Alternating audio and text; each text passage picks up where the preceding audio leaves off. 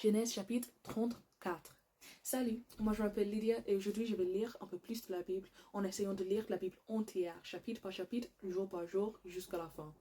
Aujourd'hui je vais me concentrer sur Genèse chapitre 34. Alors, allons-y. Les fils de Jacob vengent leur sœur Dina. Un jour, Dina, la fille de Jacob et de Léa, va rendre visite aux femmes de Canaan. Sichem, le fils de Hamor, le chef hivite de la région, la voit. Il l'enlève et il couche avec elle en lui faisant violence.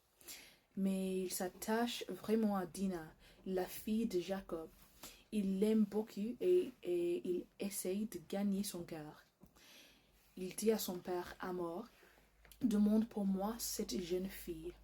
Je veux qu'elle devienne ma femme. » Jacob apprend que Sichem a sali sa fille Dina, mais ses fils sont dans les champs avec les troupeaux. Alors il ne dit rien jusqu'à leur retour. Hamor, le père de Sichem, va chez Jacob pour lui parler. Quand les fils de Jacob reviennent des champs, ils apprennent ce qui s'est passé. Ils se sentent insultés et se mettent dans une violente colère. En effet, Sichem a commis une faute très grave en couchant avec la fille de Jacob. On ne doit pas se conduire de cette façon en Israël. Mais Hamor leur dit, « Mon fils Sichem est amoureuse de cette jeune fille. Donnez-la pour femme à mon fils. Unissez-vous avec nous. Vous nous donnerez vos filles en mariage, et vous prendrez nos filles pour femmes. Vous habiterez auprès de nous. Le pays vous sera ouvert. Vous pourrez vous installer là, faire vos affaires et devenir propriétaire. » Sichem lui-même vient dire au père et au frère de la jeune fille, « Soyez indulgents pour moi, et je vous donnerai ce que vous me demanderez. Vous pouvez exiger de moi en dot importante et beaucoup de cadeaux. Je payerai tout ce que vous me demanderez. Seulement donnez-moi cette jeune fille pour femme. » Les fils de Jacob répondent à Sichem et à son père Hamor. Ils leur mentent parce que Sichem a sali leur sœur. Ils leur disent, « Nous ne pouvons pas donner notre sœur en mariage à un homme qui n'est pas circoncis. Ce serait pour nous la honte. Nous accepterons votre demande à une seule condition. Tous les hommes de chez vous doivent se faire circoncire comme nous.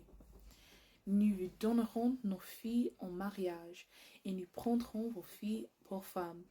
Nous habiterons près de vous et ensemble. Nous formerons un seul peuple. Si vous n'acceptez pas d'être circoncis, nous reprendrons notre sœur et nous partirons. » Ces paroles plaisent à Hamor et à son fils Sichem. Le jeune homme se met tout de suite à faire ce qui avait été demandé, car il veut la fille de Jacob. Il a beaucoup d'influence dans la famille de son père. Hamor et Sichem viennent à la porte de la ville et ils se mettent à parler aux habitants de cette ville. Ils disent, « Ces gens sont en paix avec nous. Ils n'ont qu'à habiter avec nous dans le pays. Qu'ils y fassent des affaires, que tout se paye, leur soit du grand ouvert. Prenons leurs filles pour femmes et donnons-leur nos filles en mariage. Ces gens accepteront d'habiter avec nous pour former un seul peuple, mais à une seule condition. Tous les hommes de chez nous doivent se faire circoncire comme eux. Si nous leur donnons notre accord, ils viendront habiter auprès de nous.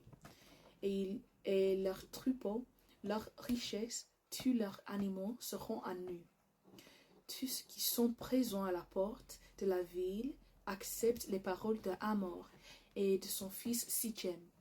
Tous les hommes de la ville se font circoncire. 2 jours plus tard, les hommes sont encore souffrants. 2 fils de Jacob, Siméon et Lévi, frères de Dina, prennent leur épée.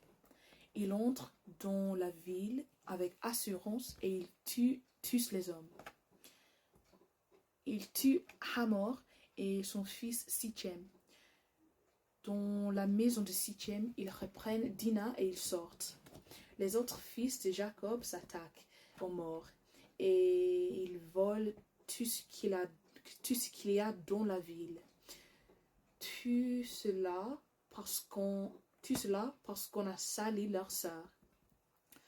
Ils prennent les moutons et les chèvres des gens de Sichem, leurs bœufs, leurs ânes, tout ce qui est dans la ville et dans les champs. Ils emportent toute leur richesse, tous leurs enfants et leurs femmes, et ils volent tout ce qui est dans leur maison. Jacob dit à Siméon et à Lévi, « Vous m'avez porté malheur. À cause de vous, les Cananéens et les Périzites vont me détester. Nous sommes très peu nombreux. Ils vont s'unir contre moi. Ils m'attaqueront et je serai détruit avec ma famille. » Jacob et Lévi répondent, « Est-ce que cet homme avait le droit de traiter notre sœur comme une prostituée? » Alors, merci de m'avoir écouté aujourd'hui et de lire la Bible avec moi et aussi de supporter mon accent, ma vélocité, ma prononciation et mes erreurs. J'espère vous voir demain et que Dieu vous bénisse beaucoup aujourd'hui et demain. Salut!